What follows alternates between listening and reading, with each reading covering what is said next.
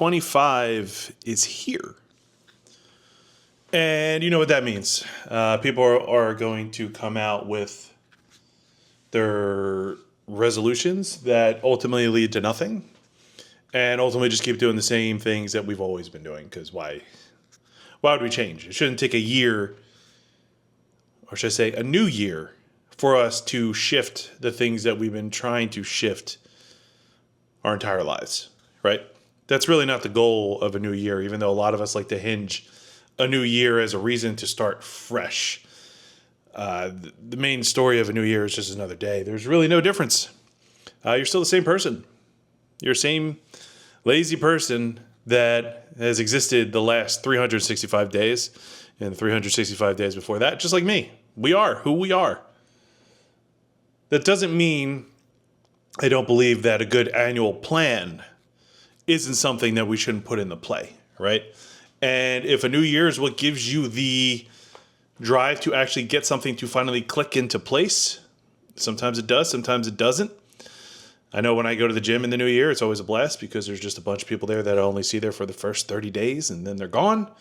But that's not why we're here. I want to talk about 2025 financial goals.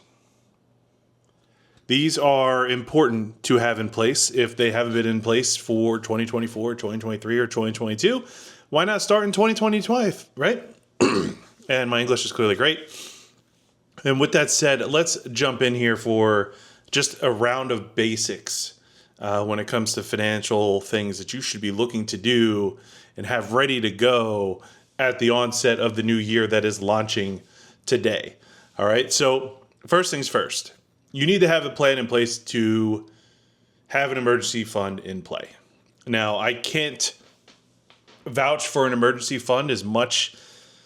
I don't know how much I could possibly say about it. If you don't have one, I know you'll probably make the excuses as it's hard to do. I'm saying you need to do it.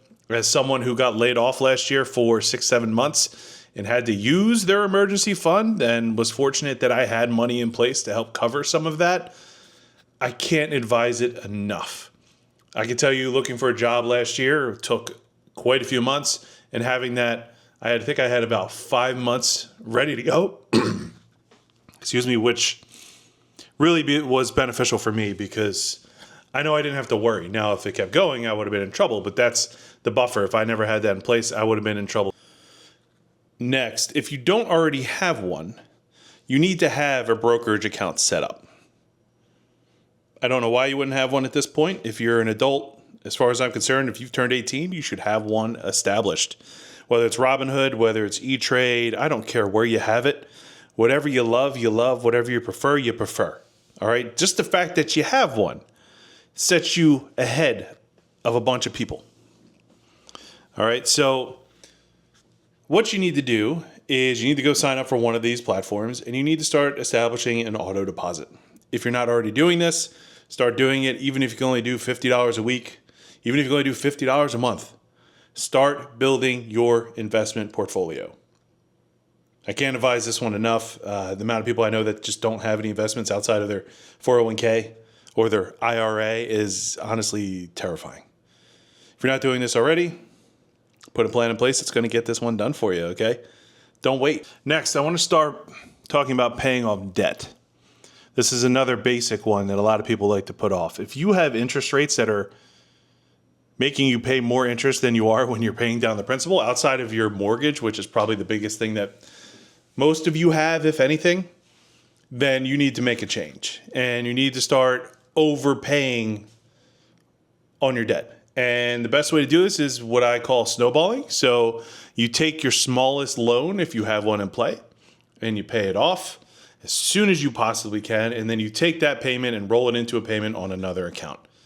I know a lot of us use debt to buy things, but it's imperative that we are in a position that we can pay that debt off at the end of the month. If you can't, you need to start digging yourself out, and you need to set an amount every single month that you are willing to do this. These 3 things that I just went through starting out are basics. They're the bare minimal of things that you need to put into play in your life. I know if you've listened to them, you're already making excuses. I can't afford it. I can't afford it. I can't afford it. No one's going to fix that for you. You have to make it so you can afford it. Do the things that you have to do that put you in a place that you can sell things, go arbitrage stuff, buy things low, sell them high. It's just basic stuff that we can do to help build our overall income that we bring in every single month. This is where the next piece comes in. You need to increase income by ulterior motives, whether it's a side hustle, some sort of promotion thing that you do on the side, whether it's you learn how to do investing the proper way so you can earn money week to week, month to month, year over year, because your money is now working for you. One of the goals I am going to put into place as we run through this channel is systems and stuff that we can do that make this easier. But setting aside a 6-month emergency fund, or even starting a 3-month emergency fund before you start doing some other stuff, being able to put in a chunk of money into an investment account and just buying chunks of stock to the best of your ability, and then also putting money extra towards your debt is already going to start moving you in the direction that you need to go. But it's just a starting point. That's all it is. We like to think that we live in a world where we're not going to get older and we're never going to have to worry about things. But the fact of the matter is we get older. I can vouch for this. I'm pushing 40. The body starts to not operate the best that you want it to. Now, obviously, we can take care of yourself and we can prolong this. I like to think I'm in pretty good condition despite that. But things start to happen and you got to take care of yourself even more. And it's the same reflection as some of the other videos I put up. That if you are not doing the things already that are going to help you shape what you want to be, putting it off is only going to make it more difficult. So let's make 2025 the starting point. Over the next video or two, I'm going to start putting systems in place.